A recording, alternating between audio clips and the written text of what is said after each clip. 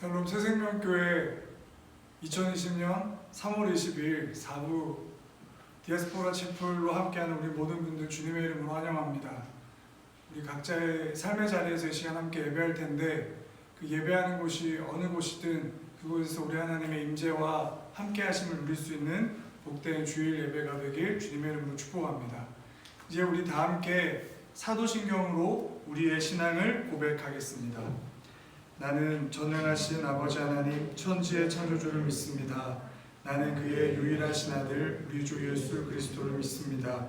그는 성령으로 잉태되어 동정녀 마리아에게서 나시고 본디오 빌라도에게 고난을 받아 십자가에 못 박혀 죽으시고 장사된 지 사흘 만에 죽은 자 가운데서 다시 살아나셨으며 하늘에 오르시어 전능하신 아버지 하나님 편에 앉아 계시다가 거기로부터 살아있는 자와 죽은 자를 심판하러 오십니다.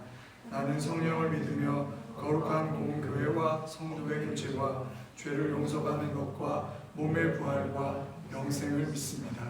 아멘. 시간 다 함께 우리 부르신 곳에서 찬양하겠습니다.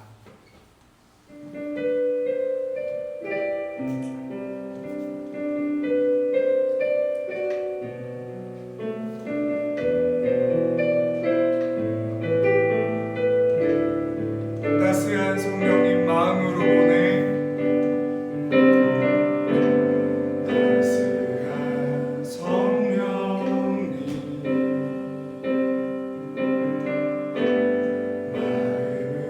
마음으로 보내 내 몸을 감싸며 주어지는 평안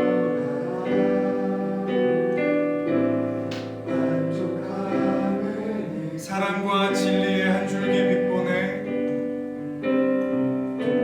사랑과 진리의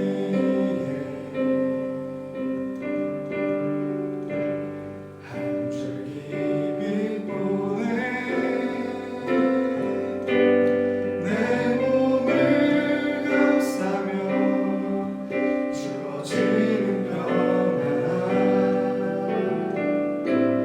그 사랑을 느끼네 부르신 곳에서 나는 예배하네 어떤 상황에도 나는 예배하네 부르신 곳에서 나는 예배하네 어떤 상황에도 나는 예배하네 부르신 곳에서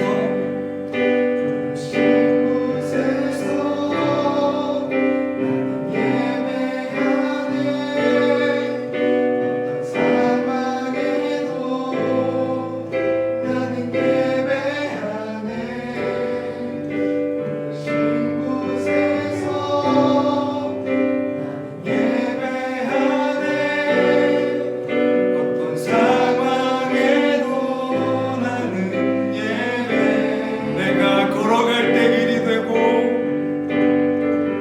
내가 걸어갈 때 길이 되고 살아갈 때 삶이 되는 그곳에서 예배하네 내가 걸어갈 때 길이 되고 살아갈 때 삶이 되는 그곳에서 부르신 곳에서 나는 예배하네 어떤 상황에도 나는 예배하네 부르신 곳에서 나는 예배하네 어떤 상황에도 나는 예배하네. 이 시간 문인천 순장님 나오셔서 기도 인도하시겠습니다.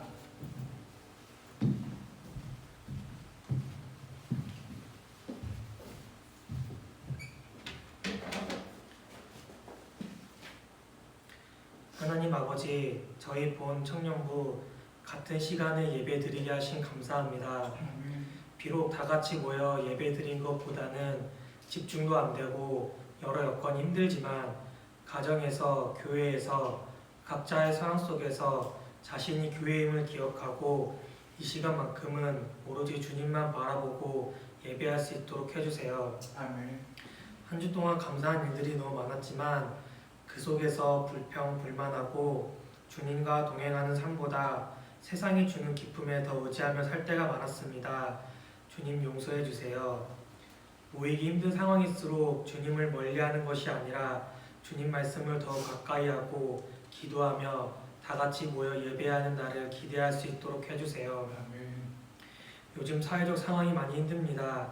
이럴 때일수록 주위의 어려운 이웃들을 위해 기도하며 내가 이들을 위해 어떤 것들을 할 수 있는지 뒤돌아볼 수 있도록 해주세요. 아멘. 새학년 새학기가 시작돼서 기대하는 마음으로 준비한 새내기 청년들, 일하고 싶지만 상황이 힘들어 일하지 못해 생계가 어려운 분들, 질병으로 고통받는 사람들을 위해 자신의 시간을 아끼지 않고 아픈 사람들을 살리는 것이 자신의 소명임을 기억하고 일하시는 의료진분들, 군 복무하면서 가족들을 지키고 그 가족들의 건강을 걱정하는 군인분들, 해외 열악한 의료 환경 속에서 힘들게 자신의 건강을 지키는 교민분들과 청년들, 또한 이 고통 속에서 우리가 생각하지 못하는 어려움을 가지고 계신 전 세계 모든 사람들, 각자의 고통의 크고 작음은 다르고 우리는 다 알지 못하지만 모든 것 아시는 주님, 이분들을 위로하여 주시고 아멘. 동행하여 주시고 아멘. 하루빨리 이 고통에서 벗어날 수 있도록 해주세요. 아멘. 말씀을 전해주신 목사님, 이 말씀을 통해 청년들, 성도님들이 주님을 만나고 한 주 동안 살아갈 수 있는 힘을 얻을 수 있도록 해주세요. 아멘. 우리 청년부를 너무 사랑해서 끊임없이 기도하며 그 누구보다 다시 만나기를 원하는 목사님에게 영적으로 은혜가 충만하게 하시며 건강 또한 지켜주셔서 다음 사역을 위해 재충전하여 그 힘을 많은 청년들에게 전달할 수 있도록 해주세요. 저희를 위해 묵묵히 기도로 응원해 주시는 부장집사님, 그 가정에 주님의 감사와 찬양이 끊이지 않고 하시는 일들과 건강 주님께서 책임져 주셔서 주님과 동행하는 복이 넘칠 수 있도록 해주세요. 모두가 건강한 모습으로 이 자리에 모여 예배하기를 기도합니다. 이 모든 말씀 예수님의 이름으로 기도드립니다. 아멘. 아멘.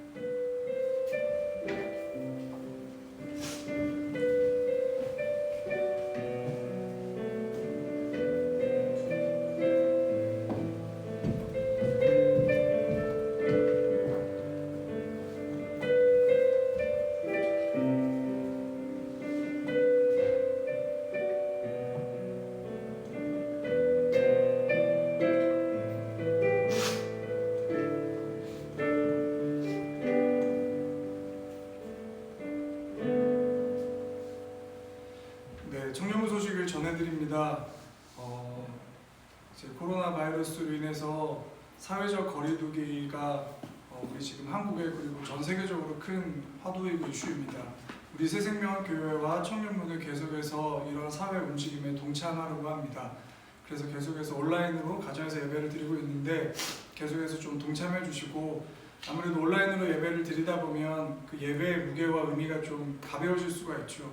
그럴 때 더 우리 지난주 나눴던 말씀처럼 영이 신 하나님을 예배하는 자는 영과 진리로 예배해야 된다는 말씀 기억하면서 우리가 더 철저하게 예배를 좀 준비하고 사모할 수 있었으면 좋겠습니다. 그래서 이게 우리 예배를 어렵게 만드는 그러한 시험이 되는 게 아니라 우리 예배가 더욱더 깊어지고 풍성해지고 예배를 사모할 수 있는 좋은 기회가 되었으면 좋겠습니다.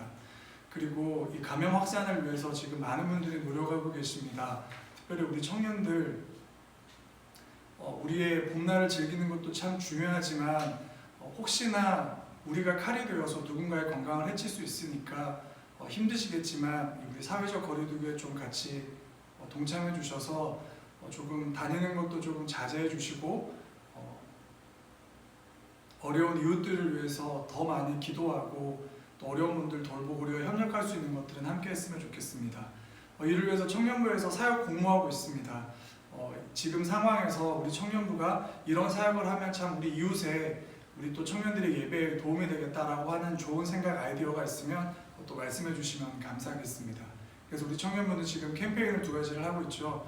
하나는 온라인 예배 인증샷 올리는 캠페인을 하고 있고 또 하나는 사회적 거리두기에 동참하는 캠페인을 하고 있습니다. 그리고 지난주에 광고했던 것처럼 사회적 거리두기를 위해서 가장 좋은 게 뭘까 생각해보니까 책 읽는 거더라고요. 책은 뭐 누구와 대화를 하거나 누구를 만나야만 하는 게 아니니까 우리 지금 첫 번째 추천책 김기성 목사님의 청년편지라는 책인데 또 리뷰도 올리고 책 소개도 계속해서 청년부 유튜브를 통해서 올리겠습니다. 세 번째 캠페인, 이 책 읽는 캠페인 통해서 우리가 좀 이 사회적인 움직임에 빛과 소금의 역할을 하면서 동참하고 본을 보일 수 있었으면 좋겠습니다. 계속해서 이 캠페인 함께 동역해 주시길 부탁드립니다. 이제 함께 말씀 공독하도록 하겠습니다.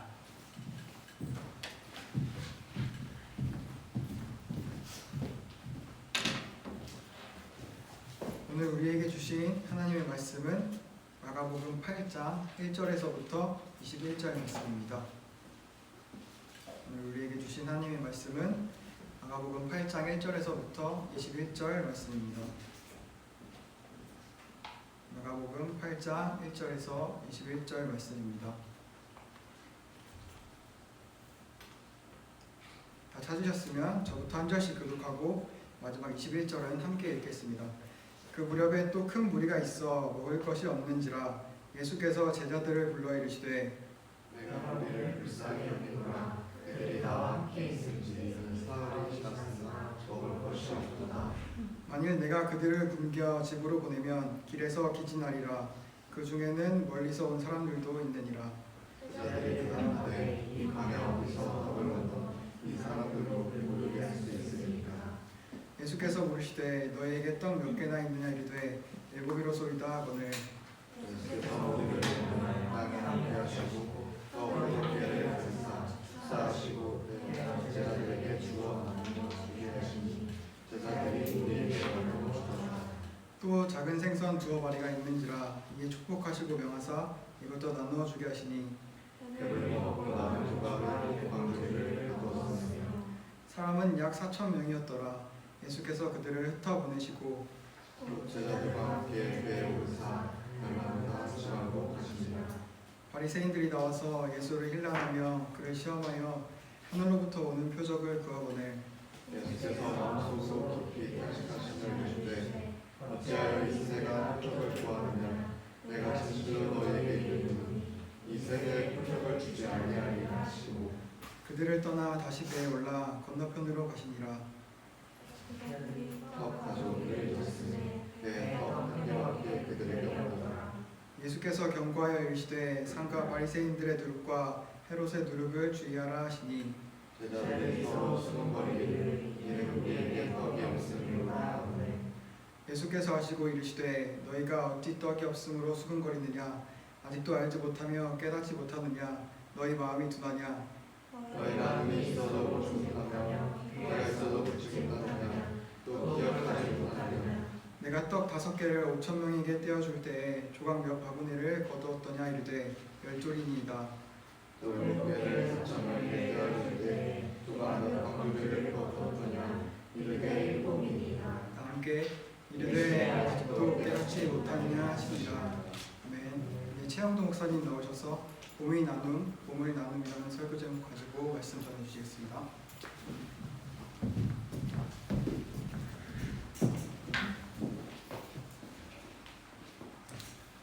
이 시간 부르시는 곳에서 예배하는 우리 청년들과 함께 예배할 수 있어서 참 감사하고 행복합니다. 우리 아까 찬양을 했는데 그냥 그 찬양이 그냥 멜로디가 좋으니까 그냥 우리가 형식적으로 부르는 게 아니라 정말 내가 내 삶 가운데 하나님께서 부르신 곳에서 예배한다는 의미가 뭔지를 우리가 고민해 볼 수 있었으면 좋겠고, 사실 예배를 안 드리는 건 당연하죠. 하나님은 교회만 계신 분이 아니고 이 예배의 예전이라고 하는 건 사실 18세기가 19세기가 되어서야 근래 들어서야 오늘의 예배 형태가 완성이 됐지 이전과 지금은 사뭇 달랐을 것이고 초대교회는 교회라는 건물도 없었습니다. 그래서 꼭 교회에서 모여서만 예배를 하는 것이 정답은 아니죠. 근데 걱정되는 건 과연 우리 청년들이 예배를 하나님의 집에서 드리지 못하는 이 상황에 대해서 얼마나 애통해함이 있는지 또한 돌아볼 수 있었으면 좋겠습니다. 부르신 곳에서 예배한다라고 하는 건 교회에서 함께 모여 예배하는 사실이 중요하지 않다라는 걸 의미하지 않습니다. 우리가 빨리 우리에게 정말 봄다운 봄이 다시 찾아와서 이곳에서 함께 예배할 수 있었으면 좋겠고, 그 보물 이 시간 함께 나눌 수 있었으면 좋겠습니다. 오늘은 나눔에 대한 이야기입니다. 어떤 나눔에 대한 이야기인가? 보통 칠병이어라고도 하는 이제 떡 7개와 물고기 2마리를 가지고 예수님께서 4,000명의 사람을 먹이셨던 기적 이야기입니다.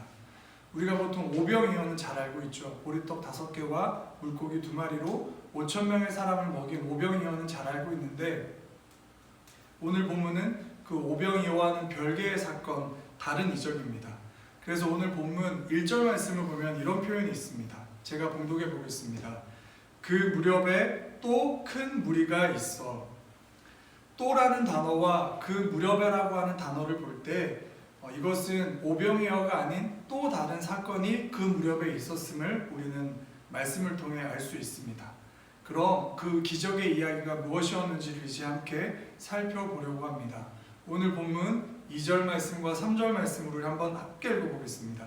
오늘 본문 1절부터 읽어봅시다. 1절부터 3절까지 말씀 함께 읽겠습니다. 시작. 그 무렵에 또 큰 무리가 있어 먹을 것이 없는지라 예수께서 제자들을 불러 이르시되 내가 무리를 불쌍히 여기노라. 그들이 나와 함께 있은지 이미 사흘이 지났으나 먹을 것이 없도다. 만일 내가 그들을 굶겨 집으로 보내면 길에서 기진하리라. 그 중에는 멀리서 온 사람들도 있느니라. 아멘. 여기서 문제인식의 차이가 보입니다. 예수님은 보셨는데 같이 있던 제자들은 그 상황 가운데 함께 있음에도 불구하고 예수님이 보셨던 그 봄을 제자들은 보지 못합니다. 무엇을 보지 못한 것입니까? 불쌍한 무리들을 예수님은 봄 가운데 계셨고, 그 불쌍한 무리들을 함께 제자들 또한 있었지만 그 무리들을 향해 긍휼의 눈을 가지고 바라봄이 제자들에게는 없었습니다. 이 사람들은 예수님의 말씀을 너무나 사모해서 예수님의 기적이 너무나 갈급해서 지금 사흘 동안 아무것도 없는 광야에서 예수님과 함께 있었던 사람들입니다. 4절 말씀에 보면 지금 그들이 있는 곳은 광야다라고 기록되어져 있습니다. 광야이기 때문에 당연히 제대로 쉬거나 뭔가 넉넉하게 마실 것이나 먹을 것이 없었던 환경임을 우리는 짐작해 볼 수 있습니다. 그런 힘든 곳에서 사흘 동안 주님과 함께 있었던 그들을 예수님은 바라봄 가운데 계셨고 제자들에겐 그러한 바라봄이 없었던 것입니다. 그러한 제자들의 보지 못함, 바라봄의 없음이 4절 말씀에 또 등장을 합니다.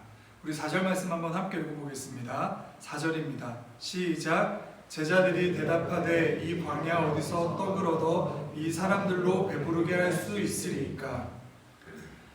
긍휼의 눈이 없었기 때문에 예수님과 함께 있으면서 시장하고 힘들었던 이들을 제자들은 바라보지 못하였습니다. 그리고 그러한 사람들을 긍휼의 눈으로 바라보셨던 예수님의 질문에 대해서 제자들은 또 한 가지를 바라보지 못하며 대답하게 됩니다. 그것은 무엇이냐? 문제보다 크신 하나님, 문제를 해결해 주실 수 있는 하나님의 아들 예수 그리스도입니다. 제자들은 이미 이전에 예수님께서 5,000명의 사람을 어떻게 먹이셨는지를 목격하고 경험했던 사람들입니다.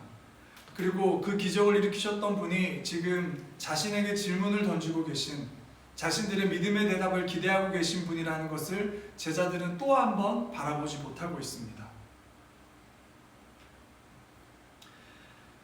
예수님께서 오병이어의 기적을 보이셨음에도 그 기적을 기억하지 못하는 것이죠. 네, 기적을 기억하지 못한다. 이 온라인 예배 지겨울까봐 제가 라임을 맞춰봤는데, 네. 그래도 여기서라도 웃으라니까 그렇게 안 웃고, 네. 참.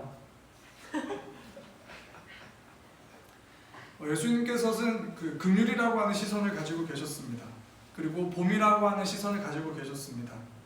그래서 그 봄은 풍성한 나눔의 역사로 나타나게 됩니다. 봄이 나눔을 가능하게 하는 거죠. 지금 어려운 사람이 있다. 고통과 힘든 가운데 있는 사람이 있구나. 라고 하는 현실을 인식할 수 있는, 고통을 인식할 수 있는, 긍휼을 느낄 수 있는 봄을 가지고 계셨던 분이 예수님이고, 그 예수님의 바라봄, 그 봄으로 말미암아서 어려움 가운데 있었던 사람들이 따뜻한 봄을, 예수님의 위로를 경험하게 되는 것입니다. 보지 못하는 사람들에게는 악한 나눔만 있죠. 우리가 지난주에 함께 나눴던 말씀처럼 그 봄이 없는, 바라봄이 없는, 긍휼이 없는 사람들에게는 선을 긋고 배타하고 혐오하는 그러한 나눔만 있습니다. 하지만 우리 예수님처럼 긍휼의 눈을 가지고 바라볼 수 있는 그 봄을 가지고 있는 사람의 나눔은 조금 다릅니다. 똑같이 나눔이라고 하는 단어를 사용하지만 우리 예수님의 나눔은 선을 긋고 혐오하고 차별하는 나눔이 아니라 무언가 가지고 있는 그 하나님의 풍성함을 누군가에게 건네줄 수 있는 그러한 나눔으로 나타나는 것입니다. 우리 청년들이 추구하고 있는 삶의 나눔은 무엇입니까? 선을 긋고 차등하는 것, 혐오하는 것이 우리 청년들이 꿈꾸는 나눔입니까? 아니면 우리 예수님께서 따뜻한 긍휼의 눈으로 바라봄으로 말미암아 하나님의 풍성함을 광야 가운데 있었던 사람들에게 나눠주는 그러한 나눔입니까? 예수님을 닮아 하나님의 기적의 주인공이 되는 그러한 나눔을 하실 수 있는 우리 모든 청년들이 되시길, 이 시간 함께 예배하는 우리 모든 성도님들이 되시길 바랍니다. 이 하나님의 기적 이야기가 이제 본격적으로 시작되어집니다. 오늘 본문 5절에서부터 9절까지의 말씀을 함께 봉독하겠습니다. 5절에서부터 9절까지의 말씀입니다. 시작. 예수께서 물으시되 너희에게 떡 몇 개나 있느냐? 이르되 7이로소이다 하거늘 예수께서 무리를 명하여 땅에 앉게 하시고 떡 7개를 가지사 축사하시고 떼어 제자들에게 주어 나누어 주게 하시니 제자들이 무리에게 나누어 주더라. 또 작은 생선 2마리가 있는지라 이에 축복하시고 명하사 이것도 나누어 주게 하시니 배불리 먹고 남은 조각 7 광주리를 거두었으며 사람은 약 4,000명이었더라. 예수께서 그들을 흩어 보내시고 7병이어의 기적이 나타납니다. 아무것도 없는 광야에서 하나님의 천국 잔치가 열린 것입니다. 5병이어에서는 12바구니가 남았다라고 표현되어 있고 오늘 7병이어의 사건에는 7 광주리가 남아있다라고 기록되어져 있습니다. 남았다는 건 예수님이 계산을 잘 못하셔서 조금 과하게 그렇게 기적을 일으키셨다라고 하는 의미가 아니라 겨우겨우 거기 모여있는 사람들이 배고픔을 해결할 정도만 문제가 해결되었다, 그 정도만 음식이 만들어졌다라는 게 아니라 그만큼 넉넉했다, 딱 맞거나 겨우 배고픔을 면하게 하신 게 아니라 모든 사람들이 풍족하게끔 예수님께서 역사하셨다라는 의미입니다. 그리고 12와 7, 7바구니와 7 광주리를 뜻하는 12와 7이라고 하는 숫자는 유대 전통에서는 완전수입니다. 그러니까 완벽한 숫자가 지금 채워지고 풍족해졌다. 그만큼 우리 하나님의 잔치가 넉넉했다라는 것을 의미를 합니다. 또한 이 7병이어의 기적의 배경이 되는 곳은 데가볼리라고 추측되어집니다. 이 헬라어로 데가볼리인데 이건 어떠한 단어냐면 데가라고 하는 것은 헬라어로 숫자 10을 의미합니다. 우리 영어 단어 중에 디케이트가 이제 10년을 뜻하잖아요. 그 단어의 원어가 바로 이 헬라어 데가입니다. 그리고 이제 우리가 메트로폴리스 이런 단어를 도시에서 이야기를 하는데 헬라어 폴리스가 도시라는 의미를 가지고 있습니다. 그래서 데가볼리는 뭐냐면 10개의 도시라는 뜻을 가지고 있습니다. 왜 10개의 도시라는 단어가 붙어 있냐면 우리가 잘 알고 있는 이제 알렉산더 대왕이 이 유대 지역, 히브리 지역까지 점령을 하게 되고 거기에도 이제 자신의 헬라 문화, 헬라의 어떠한 철학을 담은 도시를 건설하게 됩니다. 그 10개의 도시가 바로 데가볼리인 것입니다. 당연히 알렉산더 대왕이 세웠고 이 헬라 문화를 배경으로 한 도시가 건설되었으니 히브리인들, 유대인들은 그 도시를 좋아했을까요? 당연히 배타적인 태도를 취했겠죠. 왜냐하면 본인들의 유대적 전통을 중요하게 생각했던 민족이니까. 그래서 데가볼리 지역은 유대인들은 잘 소통하지도 않았고 우리 지난번 말씀에서 나눴던 사마리아 지역처럼 조금은 터부시했던, 배관시했던 곳이 바로 데가볼리 지역입니다. 그런데 지금 데가볼리 지역에서 사역을 하시다가 그 사람들을 대상으로 예수님께서 7병이어의 기적을 나타내신 겁니다. 계속해서 복음서를 통해서 예수님께서 하고 계신 이 사역의 방향성은 무엇인가? 유대인들이 갇혀서 넘어가지 못하고 있었던 이 율법적이고 혈통적인 어떠한 이 편견의 이 한계를 예수님께서는 계속해서 넘어가고 계심을 우리는 예수님의 사역, 복음서를 통해 알 수 있습니다. 이 오병이어, 칠병이어의 기적을 나타내실 때 6절과 7절에서 반복해서 등장하는 축복하셨다라고 하는 단어가 있는데, 이 단어가 유카리스테오라고 하는 헬라어 단어입니다. 이 유카리스테오라고 하는 헬라어 단어는 언제 이후에 사용되어지냐면, 초대교회에서 성찬식을 집행할 때에 그 성찬에 그 예수님의 피와 예수님의 살을 의미하는 잔과 떡을 나눌 때 바로 이 유카리스테오라고 하는 단어를 사용하고, 나중에는 고유 명사가 돼서 성찬식 자체를 의미하는 단어가 바로 이 유카리스테오라고 하는 단어가 되게 됩니다. 그럼 어떻게 지금 상황을 정리해보면 어떻게 되냐면, 유대인들은 이방인이기 때문에 터부시에 있었던 데가볼리 지역 사람들을 모아놓고 예수님께서는 광야 가운데에서 지금 성찬식을 한 것과 비슷한 의미를 가지고 있는 겁니다. 성찬은 어떤 의미죠? 구원을 받은 하나님을 믿는 하나님의 백성들이 모여서 우리를 위해 십자가에 달리신 예수님의 살과 피를 기념하는 게 성찬식이잖아요. 우리 그래서 믿는 그리스도인들, 세례를 받은 사람들만 참석하는 게 성찬식이잖아요. 그 유카리스테오를 오늘 예수님께서는 유대인들의 기준에서는 구원이 없어라고 이야기를 했었던 데가볼리 지역 이방인들과 함께 광야 가운데서 하고 계신 우리는 말씀을 통해 볼 수 있습니다.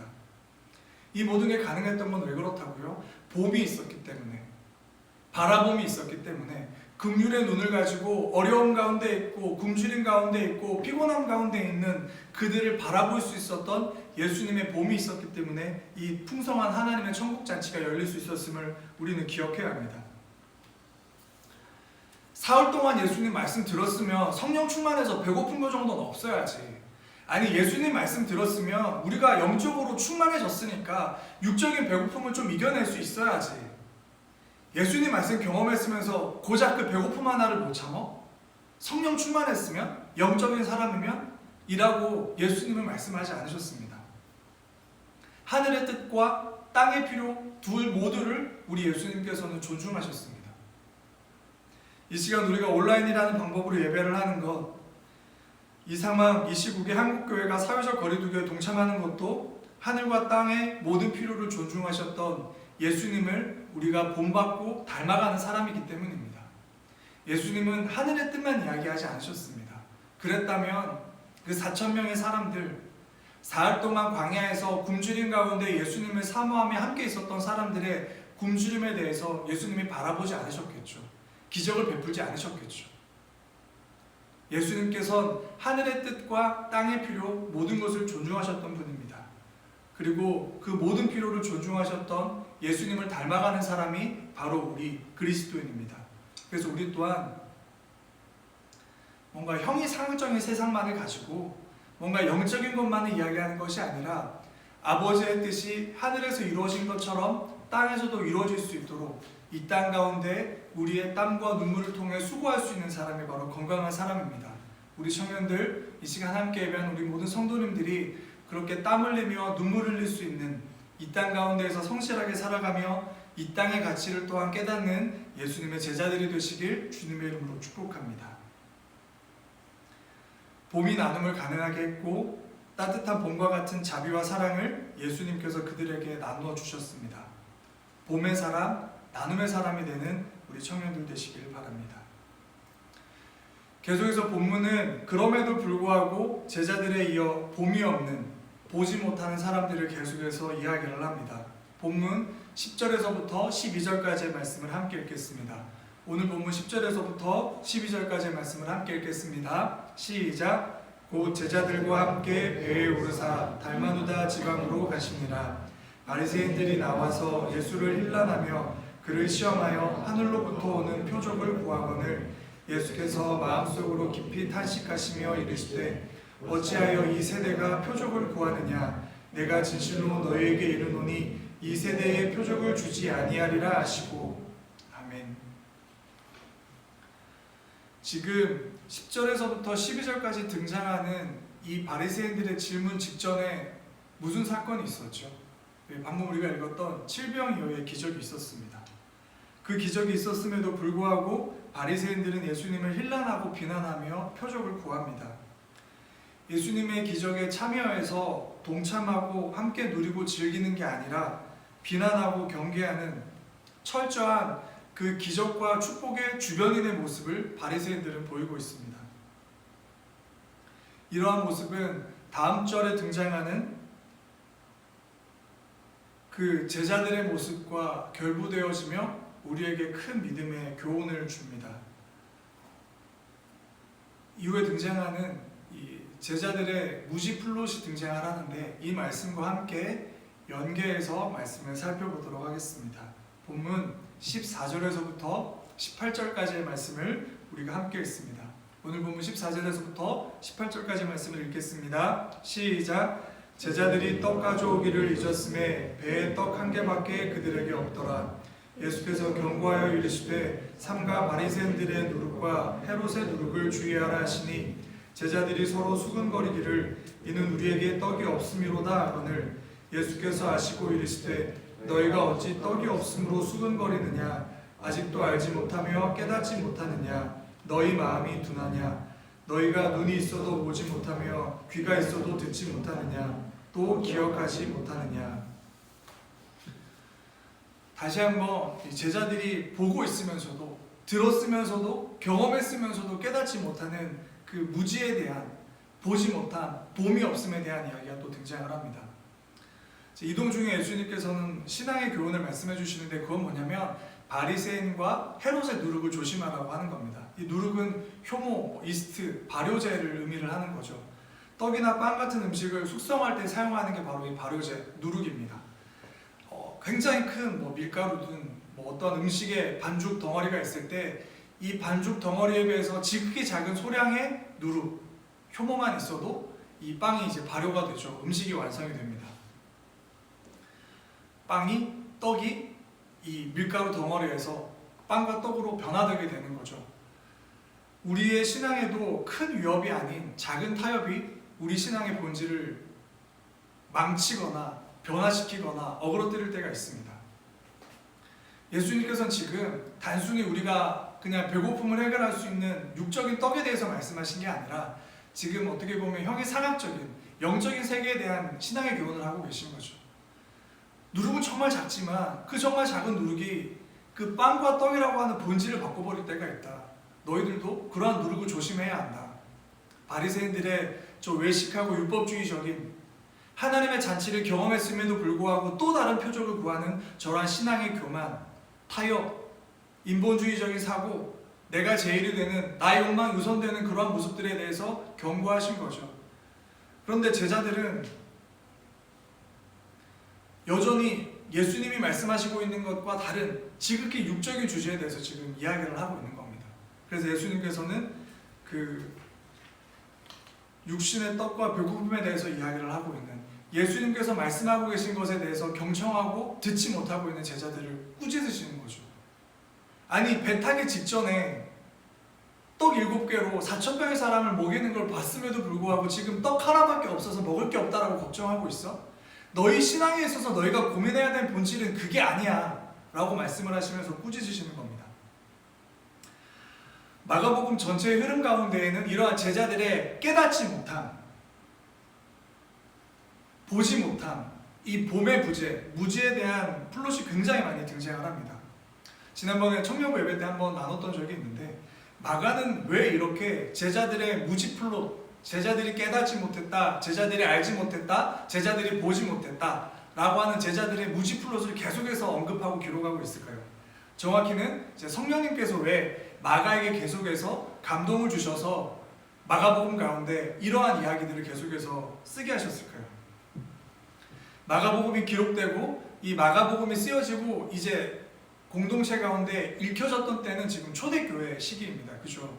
예수님의 공생애는 이미 지났고 예수께서는 부활하시고 승천하시고 난 이후에 초대교회가 생겨나고 그 초대교회를 중심으로 이 마가복음, 예수님의 복음서가 이제 지금 읽혀지고 있을 때일 겁니다. 그럼 그 초대교회 때는 언제입니까? 예수님의 제자들이 정말 그 12사도가 초대교회 교부들이 돼서 지금 이 초대교회를 이끌고 있는 리더로 살아가고 있는 거죠. 마가는, 그리고 정확히 성령님은 이 마가복음을 통해서 초대교회 성도들을 위로하고 도전하시는 겁니다.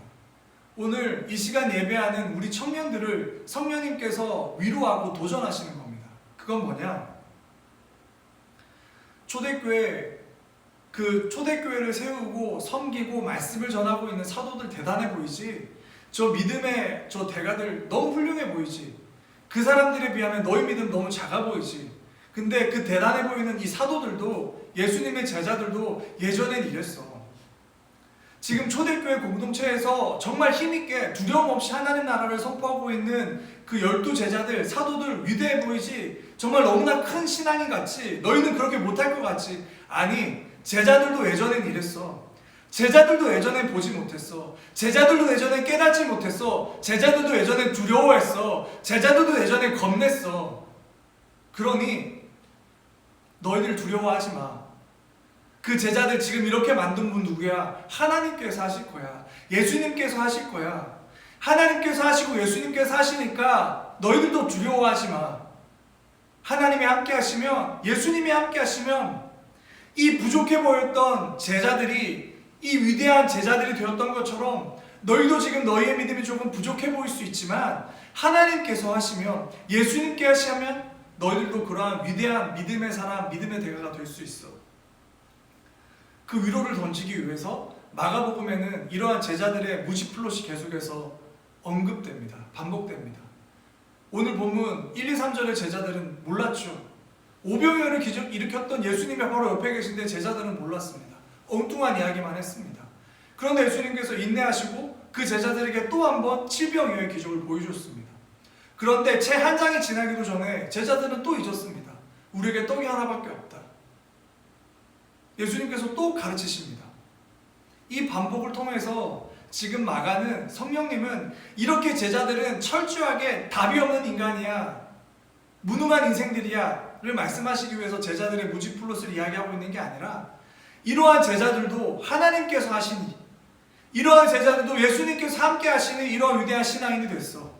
이 마가복음을 읽는 모든 초대교회 성도들, 이 마가복음을 읽는 이 시간 모든 한국교회 성도들, 당신들도 여러분도 할 수 있습니다 라고 하는 메시지를 마가복음의 저자는, 성령님께서는 지금도 이야기하고 계십니다.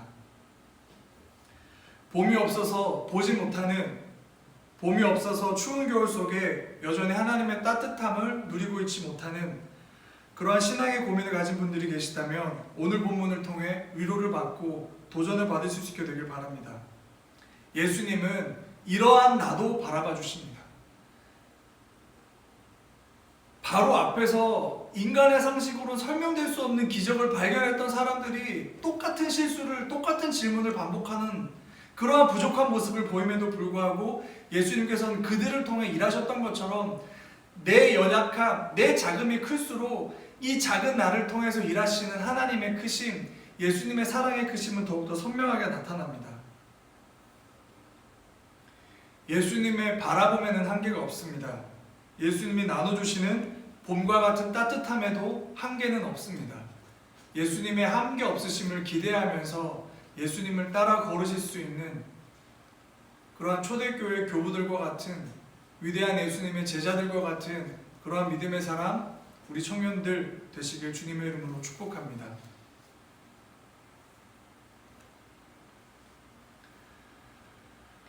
마지막으로 오늘 본문은 아닌데 우리 한번 말씀을 한 번 더 읽어봤으면 좋겠습니다.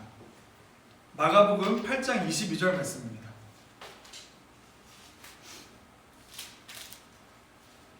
마가복음 8장 22절부터 26절까지 말씀입니다. 마가복음 8장 22절부터 26절까지 말씀 우리 함께 읽겠습니다. 시작. 베세다의 이름에 사람들이 맹인한 사람을 데리고 예수께 나와 손 대시기를 구하거늘 예수께서 맹인의 손을 붙잡으시고 마을 밖으로 데리고 나가사 눈에 침을 뱉으시며 그에게 안수하시고 무엇이 보이느냐 물으시니 쳐다보며 이르되 사람들이 보리나이다. 나무 같은 것들이 걸어가는 것이 보이나이다 하거늘 이에 그 눈에 다시 안수하심에 그가 주목하여 보더니 나아서 모든 것을 밝히 보는지라. 예수께서 그 사람을 집으로 보내시며 이르시되 마을에는 들어가지 말라 하시니라.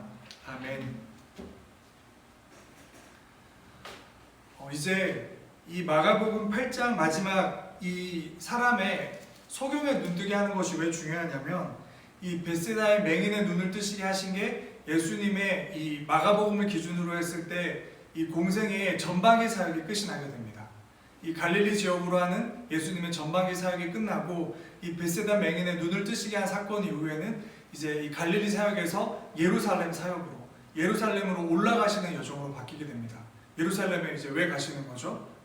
십자가에 달려서 죽으시기 위해서. 그래서 이 전반의 사역을 마무리하는 사건이 바로 이 베세다 맹인 소경의 눈을 뜨게 하시는 사건입니다. 그리고 오늘 본문을 통해서 계속해서 지금 8장에서 이야기하고 있는 큰 흐름이 있죠. 뭐죠? 봄입니다. 예수님께서는 보셨다. 제자들은 보지 못했다. 바리새인들은 보지 못했다. 예수님께서 보지 못하는 제자들을 꾸짖으셨다. 그러면서 너희들이 어느 때까지 깨닫지 못하겠느냐, 보지 못하겠느냐라고 말씀을 하셨다. 그리고 난 이후에 이어지는 사건이 맹인 소경의 눈을 뜨시게 하는 사건입니다. 이번 온라인 예배를 통해 교만 때문에, 내 생각이 많음 때문에, 혹 믿음의 눈으로 무언가를 바라보지 못하는 영적인 맹인과 같은 우리 지체들이 있었다면 이번 일들, 이번 시간들을 통해서 우리의 영적인 눈이 띄어질 수 있게 되길 바랍니다. 이 마가의 의도적인 배치, 예수님께서 계획하신 어떠한 이 역사의 기적의 흐름이 있는 거죠. 지금 보지 못했다. 제자들이 보지 못했다. 바리새인들이 보지 못했다. 그 시대 사람들이 보지 못했다. 육신의 눈은 띄어져 있었지만 영적인 눈은 뜨지 못한 채로 있었다. 예수님께서 그들의 눈을 뜨게끔 해주셨다. 그리고 베세다에 맹인이 있었는데 그 맹인의 눈 또한 예수님께서 뜨게 해주셨다.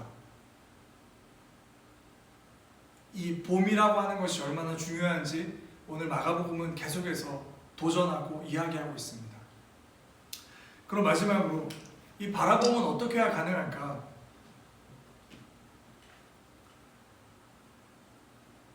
내 믿음이 연약한 건 알겠는데, 내 믿음이 부족한 것도 알겠는데, 내가 그것 때문에 스스로가 좀 낙담되어질 때도 있고 나 스스로에게 실망할 때도 있는데, 그럼 어떻게 우리가 볼 수 있을까?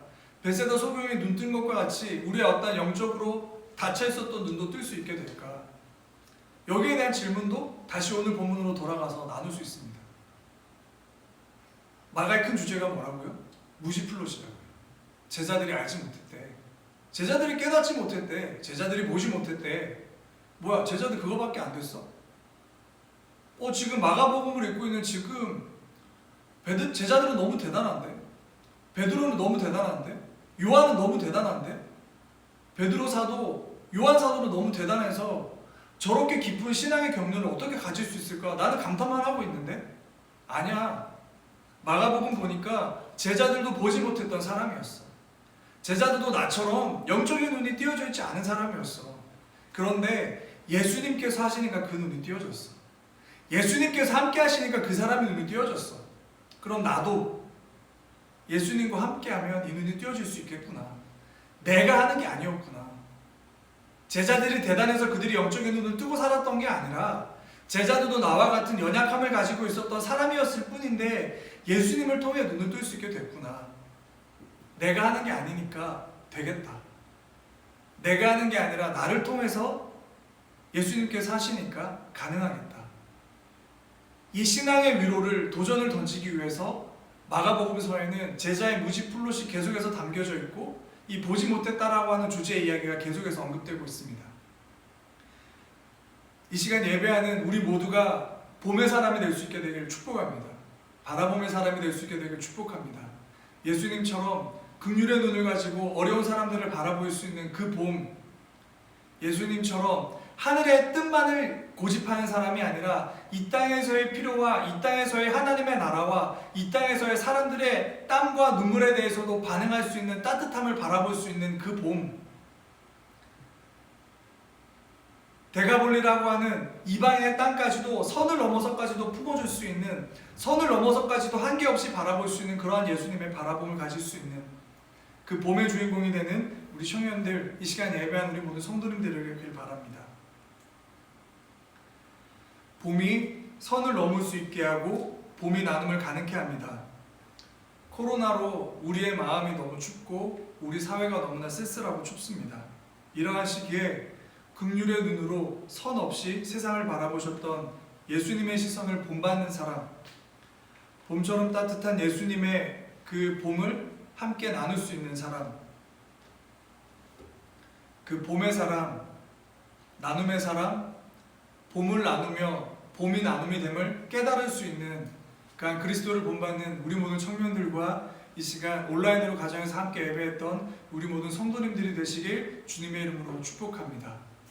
그리고 이 모든 건 우리가 우리의 능력으로 하는 것이 아니라 우리는 할 수 없을 때에도 우리를 통해서 예수님께서 하심을 오늘 마가복음의 교훈을 통해 기억하며 신앙의 위로와 신앙의 도전을 받아가시는 우리 모든 사랑하는 봄의 사람들 되시길 주님의 이름으로 축복합니다. 주신 말씀 위에 함께 기도하겠습니다. 하나님 감사합니다. 이 시간 마가복음의 말씀을 통해 우리에게 봄을 주시니 감사합니다. 바라봄을 주시니 감사하고 우리의 마음과 심령 가운데 봄과 같은 따뜻한 위로를 주시니 감사합니다. 주시니 봄을 가지고 세상을 보게 하셔서 봄 가운데 없는 예수님의 따뜻함을 누리지 못하는 사람들에게까지 우리 예수님의 따뜻함을 전할 수 있는 봄의 통로, 복의 통로가 되는 우리 청년들, 우리 성도님들, 우리 새생명교회 청년부가 되게 하여 주시옵소서. 감사드리며 모든 말씀 예수님의 이름으로 기도드립니다. 아멘. 우리 함께 주님이 가르쳐 주신 기도, 주기도문 하시고 축도함으로 예배를 마치겠습니다.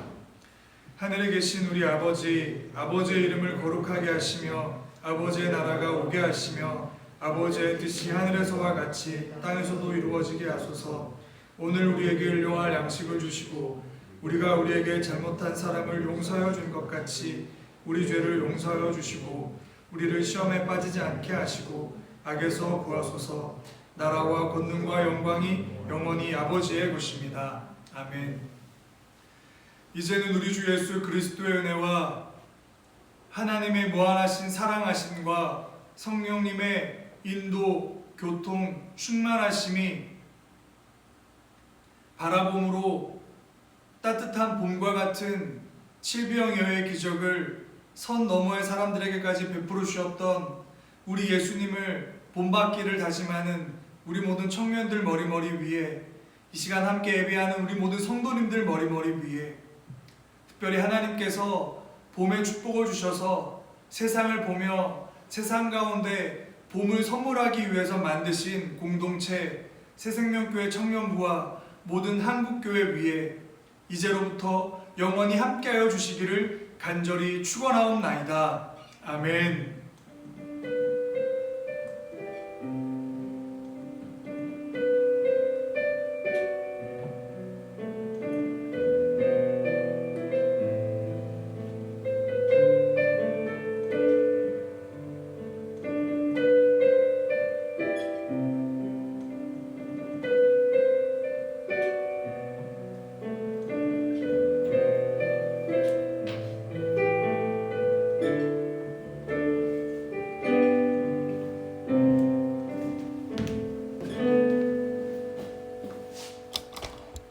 네, 오늘도 함께 예배한 우리 모든 분들 축복합니다. 또 오늘 반주는 희란 자매가 오늘 수고해 주셨습니다. 박수.